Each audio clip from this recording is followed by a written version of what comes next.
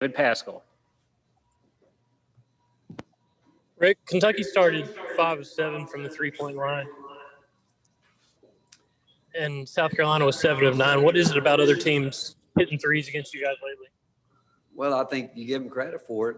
Obviously, I mean, I think in both of those games, I think it was what got South Carolina, playing well, which I think most teams, when they start making some of those threes, it gives them some confidence. And I don't think there's any question that span of the game was where, if you really break it down, that was a big part of the game because they made some threes and some of them were tougher than others, but they made them. And on the other end, at that point in time, we couldn't really buy one. But I don't know if it's anything to do other than we did have, I think I said the other night, some breakdowns from our scouting report where I don't think we got back the way we wanted to in terms of getting our feet set, ready to play a defender coming at you one-on-one with the ability to pull up or step back and coming off some screens. So, again, they still made the shot. Regardless of what we did or didn't do, they still made the shot. Rick, as far as us getting close to March here, there's a lot on the table as far as trying to get that double bye in the SEC tournament, trying to stay as a top 4 seed in the NCAA tournament. How much do you think about that stuff? And then compare it to this year. Are you more just like, man, I just want to play games given the COVID situation? Well, I think you're always – I mean, the bottom line is you're wanting to win games. I don't care what you think you're playing for, and all that stuff's out there. You know it. But the bottom line is you want to play good basketball. You want to win games, and you believe that if you can get to where you're playing your best basketball this time of year, regardless. But you do want to play games. I will tell you that this time of year you want to play games. But do you want easier routes through certain things, tournaments? Absolutely. I mean, anybody would want that. But through the years, not all that's proven to be the same. Sometimes teams that get started early are able to keep playing and get into a better rhythm. And all I can say this year, I think this is a year for all of us where I don't know if any of us could use the word rhythm because there's been no rhythm. And but the fact is, where we are with this year, it goes back. We just got to play good, consistent basketball, and we haven't done that. And I can tell you this. Our guys want to. I mean, I know how badly John Fulkerson wants to play well. I know how bad Jade and Keon, all of them want to. And sometimes they can't I can't put a finger on it. They can't put a finger on it because some guys are still learning. There's no question about that. And as a team, the mental side of this game is not talked about probably near enough in terms of what players go through, what the ups and downs that they have to deal with. And you try all different kind of things to try to get them out of it. But all the things you ask about, do you talk about it at some point in time? Yeah, you can use that as a motivational piece. It's what we need to do. But the bottom line is we've coached teams that weren't playing very well at the end of the year and went on and win a tournament. And teams that were playing really well get knocked out in the first round. So the year that we went to the Final Four, we got, I think, beaten the first round or second round by Texas Tech. And I remember Coach Knight shake my hand, say, "Hey, this is good for you. Go and now go win you a national championship." And at the time, when you lose games, you don't ever feel like it's good for you, but it is what it is. Nicholas Hill, Rob Lewis, and Jimmy Himes. Coach, obviously as we're heading down here in the last stretch of this season, just if you could only fix one thing to fix on your team between now and the time the SEC and the NCAA tournaments roll around, what do you think is the most pressing thing you guys have to focus on in practice in order to achieve your goals next month? We need to get consistent scoring from inside. We need John Fulkerson and Eve Pons to really give us, because there's going to be nights when you can't make threes.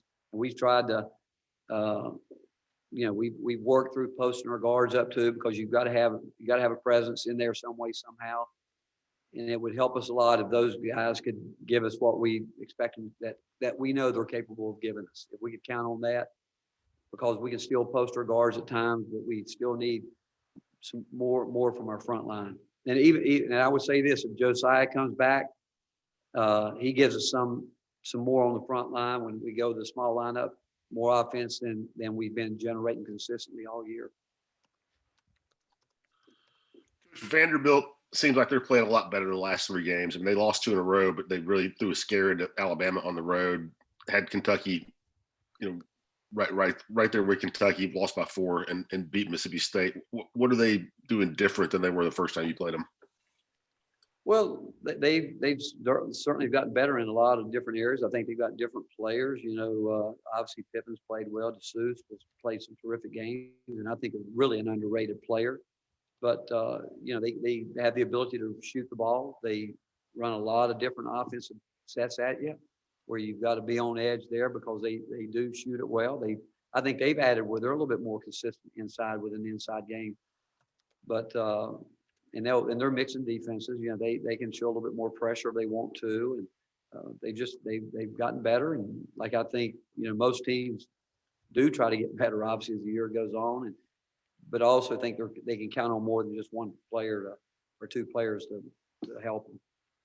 Josiah, you expect him back, and just what is the nature of that wrist injury? Is it a sprain or is it a bruise? Yeah, it's a sprain, but yeah, I mean he's trying. He's doing everything he can. And we keep doing what we need to do from a medical side, but he believe me, we need him. I mean his leadership is very valuable to us, and which I think was evident Saturday that we missed that, but. With that said, I mean he's doing all he can, and it's just a day-to-day deal, and we'll see, what happens between now and whenever he can get back, because he's trying. Rick, has he been able to do anything in practice much? Him? Yeah, Josiah. Has No, he been able to do much in practice? No, he tried, he couldn't, and he would try before the game. The other night, just go through warm-ups to see if he just didn't feel like he could be a factor with it. Okay. And how much is Yves Pons limited by his knee situation? I think it's a problem, but he would never say it. I mean, he's just not one of those guys. He's not going to say it. He's going to really try to go out and battle and do it. I mean, that's Yves, but I think he's, again, the reps in practice. He doesn't get. We got to really manage his load right now, and I think that hurts him because he's a guy that he's wanting to take every rep if he can. I think he feels better when he can do that, but we just can't do it with him. Mike Wilson, Joe Rexrode, and Gustavo.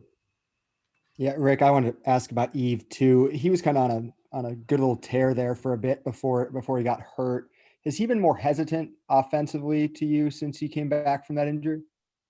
I think he has been a little bit. We need, again, like what I was saying earlier, we need he and Folke to get aggressive. We need those guys. We ask them, we do. We ask them to do it, and Folke did it during the South Carolina game, reverted back what he had been pretty much most of the year. And Yves, again, they've got to get more involved. And with the way our offense is set up, it's up to them to do it, and we can run some sets for them. But when we do that, sometimes it puts them in a disadvantaged situation because people are loading up on them as opposed to where they can catch it in the flow and do the things that we'd like to see them do. But yeah, both of those guys need to get a little bit more hungry, wanting to go score the basketball. Yeah, Rick, following up on that, on Fulkerson, is there any sort of physical ailment at all, or lingering effect or anything like that he's dealing with, or is this all mental? Joe, I wish I knew that answer. I do. We spend a lot of time with Folke, all of us, in some way, how, and trying to get him to do this or do that. And like I said earlier, believe me, he wants to do it. I mean, it's not like, we look at players and we have expectations. Obviously, he does too. And I don't think there's any question he's probably hurting more than anybody can imagine. Because I know it means a lot to him. I know it means a lot to his teammates, and he's struggling. That's all, and it's tough to watch because of the fact that he's been such a big part of what we've done here. And when you have a player that has been a big part of it, and I don't think he's got any answers. I don't think we've tried to come up with and try to create answers even when we don't have it. Just trying to get to the dig deep and try to get to the core part of it. But the fact is, I've been doing this long enough to know that I've watched a lot of great basketball players go through it. And it's not fun. And I'm sure it's equally not fun for him when knowing that your teammates are counting on you and you just can't seem to get it going the way you want it to for them. But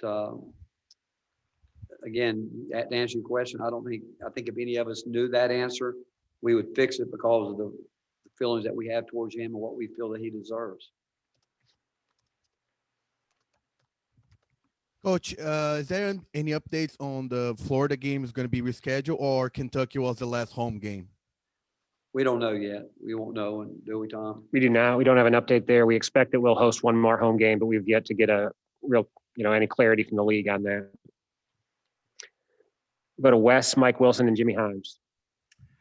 Rick, you were talking about Fulke a minute ago, and there were a couple moments again in that game where he had a chance one-on-one to kind of go in there and make a play, and he kicks it out for a shot. When you bring that up to him, what does he say? Just like, I didn't think the shot was there, or I wanted a better shot, or how do those conversations go? Pretty much you answered it. Both of those answers would be an answer that he might give, but trying to say to him, a year ago that wasn't the case. And some of those you need to shoot because it's going to get us on the foul line. It's important that your post players, even if they're not making shots, obviously you want them to make shots, but on those dump off passes, you've got to try to, we got to get some fouls in there, whether you make that basket or not. But I think he's missed a couple of those.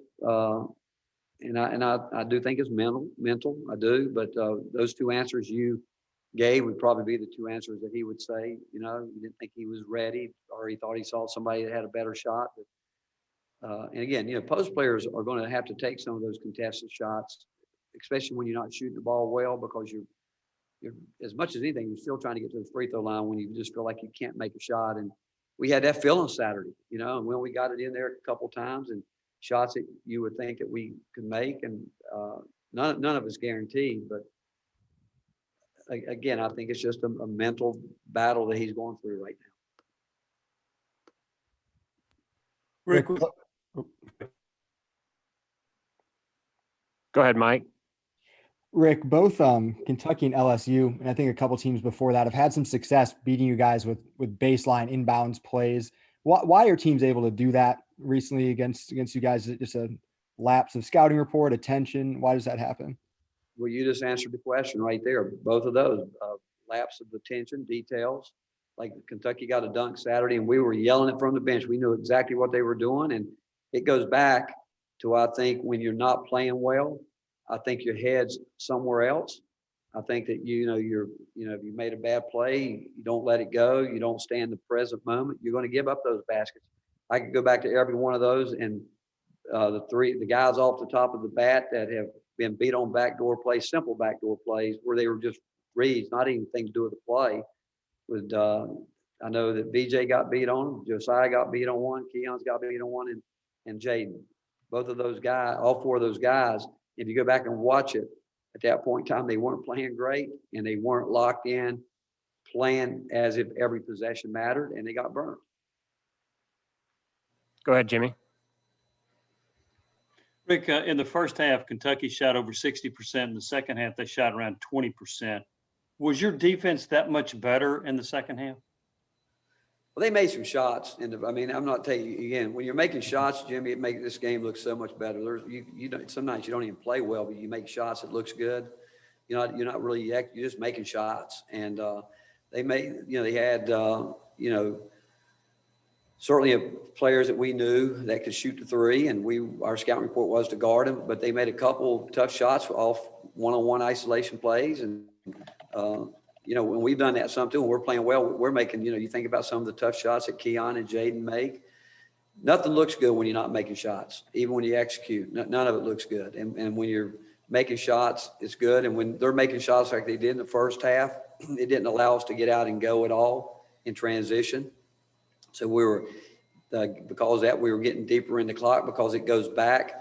We either took a couple of shots that we should have kicked out for a better shot, and it got to, I felt like when we were down again, we reverted back where a couple guys were on their heels and not demanding the ball. Then it forces a couple guys who's willing to go try to make something happen, take difficult shots because their mindset is, okay, you run a play, this guy's not really demanding the ball the way he should, and now the clock gets down, and we got three guys for certain, four that if they have to, they'll go force the issue, and and it ends up being a tough shot.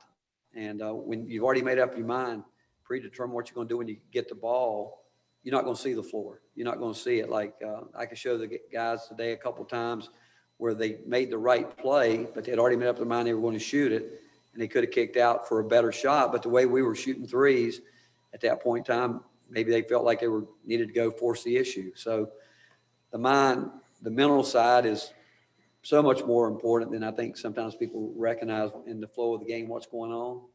And I do think mentally the other day, because we didn't see the ball go in as early, we saw some shots around the rim in and out. It got to us, and we weren't who we should have been. And when Ben you're McKee? having trouble, I'm sorry, go ahead, Jimmy. when you're having trouble scoring, are you tempted to call a timeout to try to run it through a player that you think can score? What are your options when you're having trouble? I don't have to call timeout. We got calls. Like I mean, I could call a timeout and say, okay, we're coming out of the timeout. Like the other day when they were up big, I felt like if I called a timeout, I wanted to get the tempo going, and I also felt like if I called timeout, we would tighten up even more. And and we actually played through it. And we got some stops, went down and cut it back some. So it's all the feel you have with your team. But we don't need to call a timeout to set up a play. I mean, we can stop it right in the middle, and like if we get a rebound going the other way, obviously I can tell the point guard right there, do this. So that part, we don't need to call a timeout to set up a play. We can do that.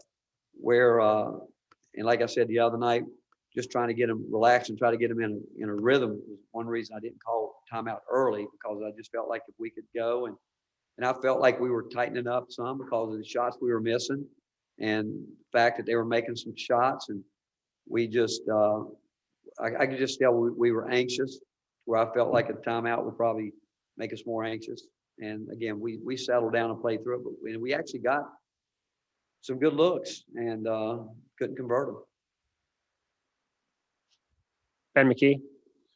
Coach, sounds like you just answered my question, but Keon was 4 for 14, and Santiago and Jaden only had 4 points apiece. Just when you went back and watched, what led to their struggles?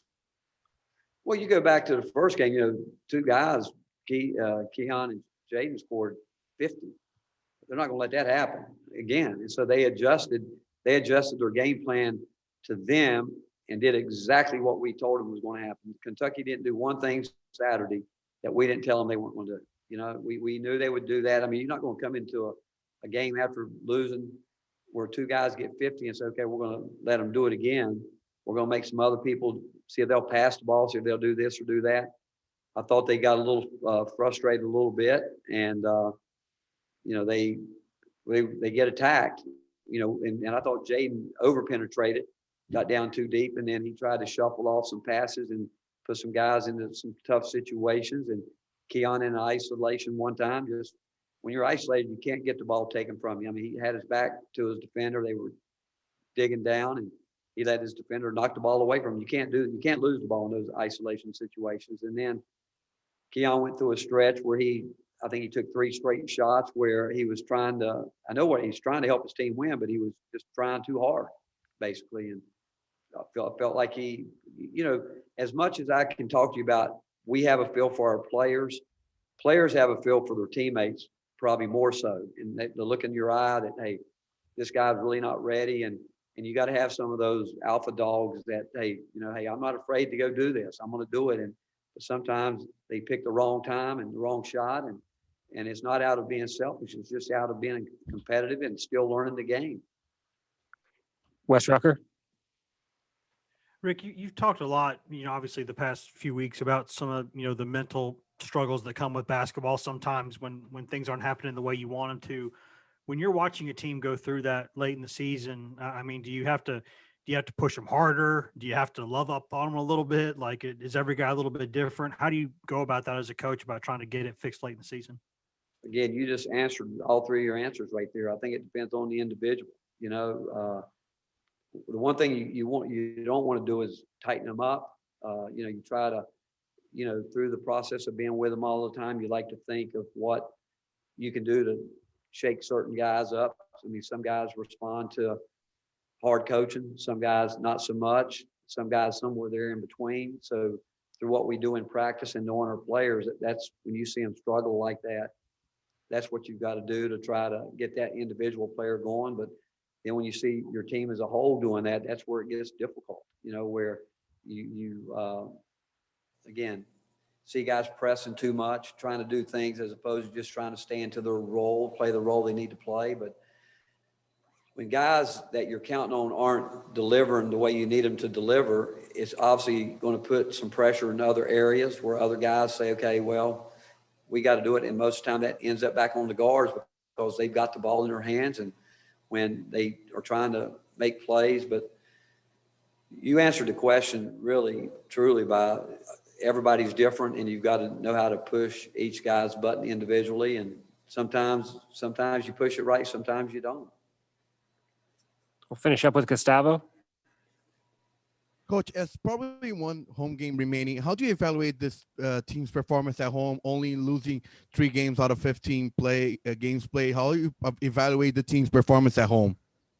The team's only lost 3 home games. How would you evaluate how we've played specifically at home? I don't know this year, honestly, if home games have been an advantage for anybody, really. I don't. I feel like everywhere we go, it's pretty much equal, the same, thereabout.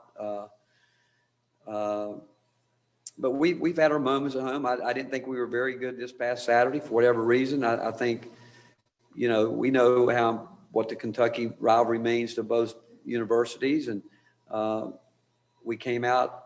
And I don't like to use the term flat because when I watched our team play, I don't think they weren't ready to play Saturday. I think that they had all intentions of wanting to play well, but when they didn't make shots the way they needed to, I could tell they were anxious because one time there was a rebound where we wanted to get out and run, and all 3 guys that could have got the rebound looked like they were heading the other way, thinking the other guy was going to get the rebound. And that's when your guys are anxious. That's when when they're not taking care of just finishing the possession or just assuming somebody's going to get the rebound. But at home, again, I think here we've tried and done as good a job as anybody trying to create a nice situation for the players. But I'm not sure I think you look around the country, teams that have had these great home court advantages through the years, and we're one of them. We're one of them. It's not what it has been in the past. All right, Coach. Thank you. All right. Thank you, guys. Thanks, everybody.